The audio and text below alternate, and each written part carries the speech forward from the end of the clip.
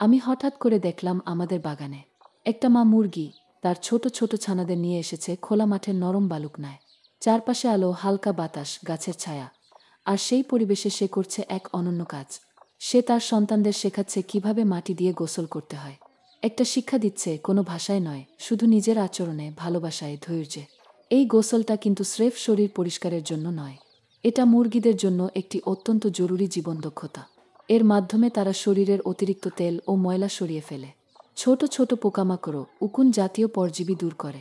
আর এর পাশাপাশি এটি দেয় আরাম, প্রশান্তি এবং এক ধরনের আনন্দ। মা মুরগি পাখনা ছড়িয়ে মাটির সঙ্গে নিজেকে মিশিয়ে দেয়। দেখো বাচ্চারা, এভাবেই নিজের যত্ন নিতে হয়।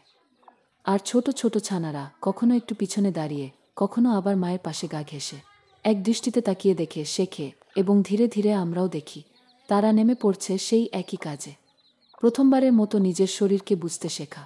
এই মুহূর্তগুলো সাধারণ মনে হলেও এর ভেতরে লুকিয়ে আছে অসাধারণ এক শিক্ষার ধারা। এটি শুধুই একটি মা মুরগির কর্মকাণ্ড নয়, এটি একজন শিক্ষকের মতো একজন মায়ের ভূমিকাও, যিনি নিজের কাজের মধ্য দিয়ে ধৈর্য ধরে ভালোবেসে শিক্ষা দিয়ে যাচ্ছেন তার সন্তানদের।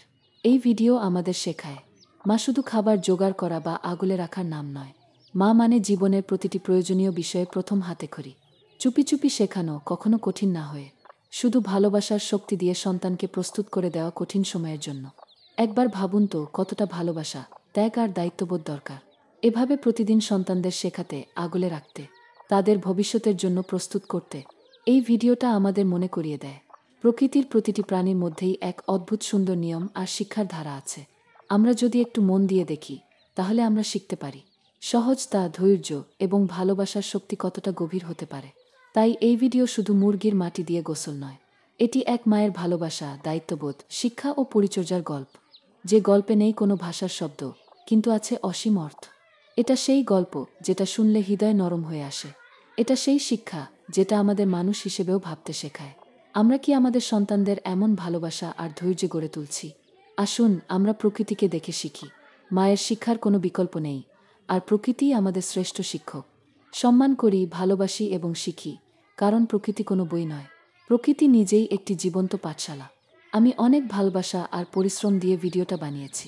কেমন লাগলো জানাও। আপনাদের একটুখানি মন্তব্য আর একটা লাইক আমার জন্য অনেক বড় উৎসাহ।